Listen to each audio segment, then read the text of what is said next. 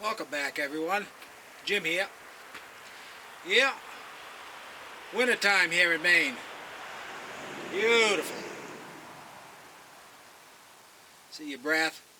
25 degrees out. Yeah. I do long for summer. Well, what I'm starting to do is I'm going to make a jig. I've got some cookies that I cut on the sawmill. I don't know if you can see it way back there covered in snow.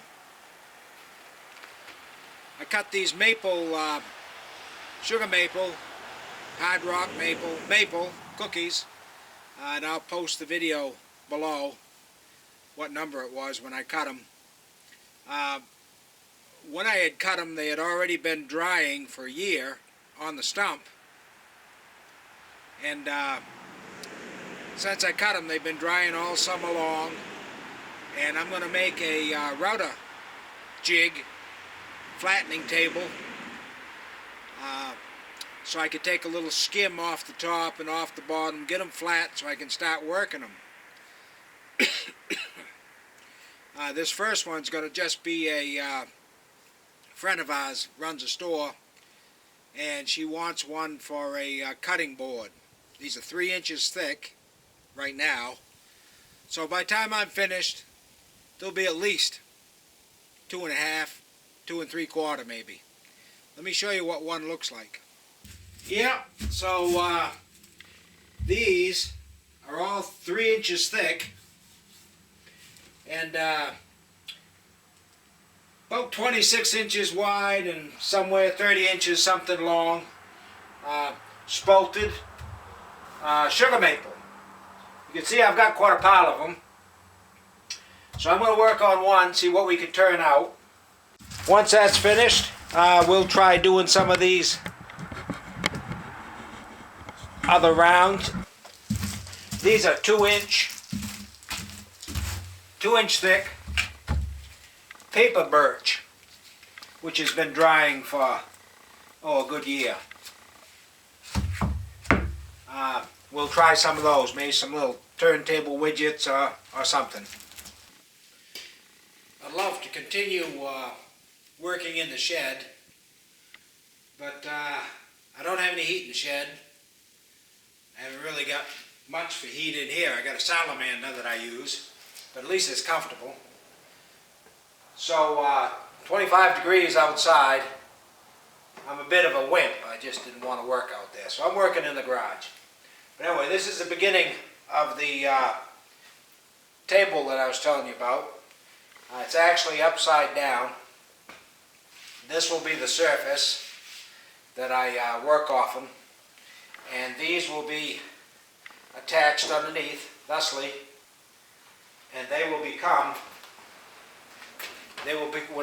when this is flipped over, these will become the rails that my router sled will ride on. So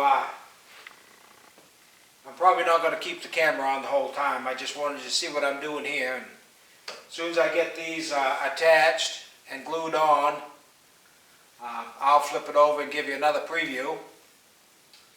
And then the sled that goes on top is a little bit more work that I'll probably do tomorrow. And then I'll start filming when I do that. So that's my project. We'll see how it comes out.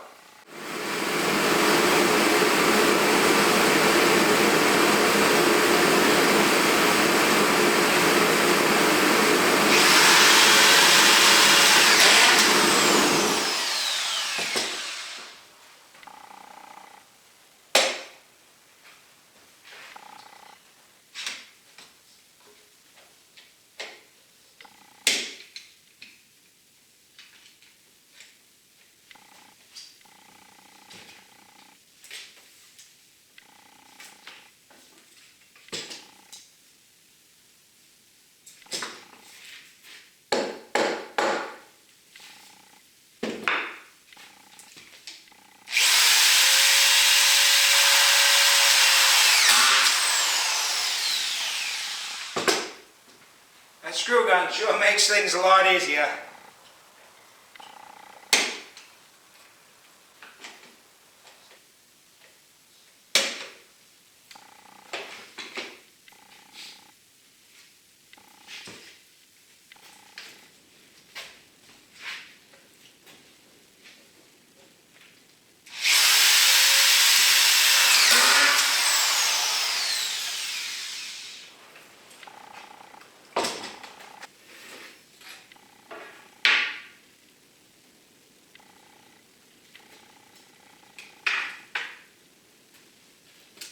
The router will be on a slide that rides along these rails.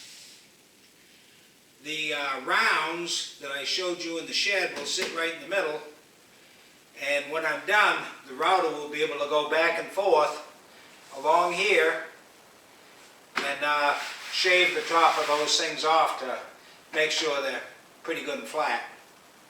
So this is it for the base. So this is the base that will hold the router. I will be cutting out a slot right in here for the router bit to follow. So this whole section in here will all be cut out. And then I'll put on some sides. And these sides are designed to stiffen this up so it's straight. These will be glued and screwed. This is the router plate that the router bolts onto. And when it's all together, there's about 1/8 of an inch of clearance, just so I don't jam it up. But it'll also keep the router from spinning out of your hands. So the router is bolted to this, and then this whole unit slides back and forth in this channel. And then, of course, underneath, you're planing the workpiece. Now, once the sides are attached to here, there's also a piece that goes on both ends to hold these pieces plumb. And these ends actually extend down below the piece, about 1 inch. And the reason for that is when they're riding on the table, they need to have some place to lock onto. And again, you'll probably not the best angle to show all this, but as soon as I'm finished, I'll give you a shot, show you how it's done.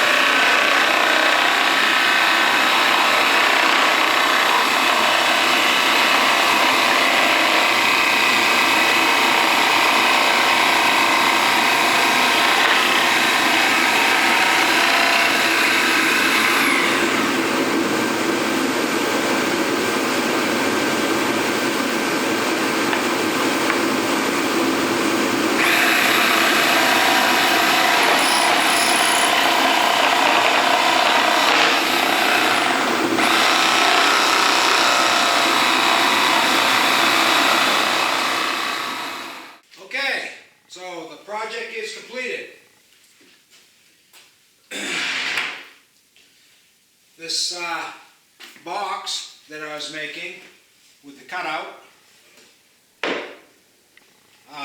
it's got the sides put on it now and the ends. You can see how the ends overlap the rails on both sides, and that keeps it from going off. Also, the slot that's provided in there is where the router rides.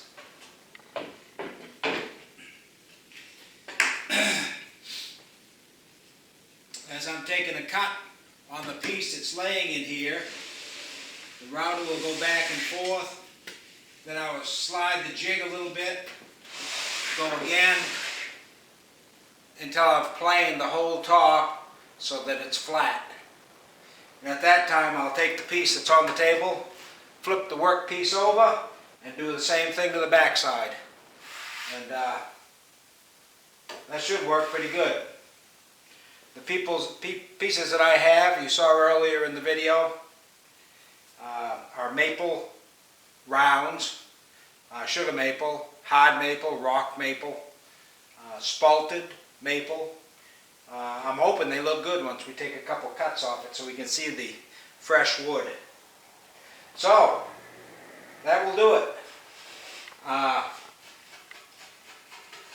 have a little bit of touch up to do with this, a little bit of filing of the burrs, and then it should be good to go. The next video I do will when I actually have a workpiece in here. So it's pretty easy. I see a lot of people make these things, and they have a nice big flat surface to work off, and all they do is attach a couple of rails to the sides of their bench. I wanted something that was a little more portable. When I'm done with this, I'll probably hang it in my shop someplace. I've got 20 or 30 cookies, tabletops, whatever, to finish. They're all 3 inches thick, so this should come in handy for quite a while. This is built rugged enough so it shouldn't be a throwaway one like you see on a lot of other videos. So I'll come back when I do get a piece. But that'll be it for this video, and if you learned anything, please give me a like and a subscribe. It'll be interesting to watch when I finally start using it.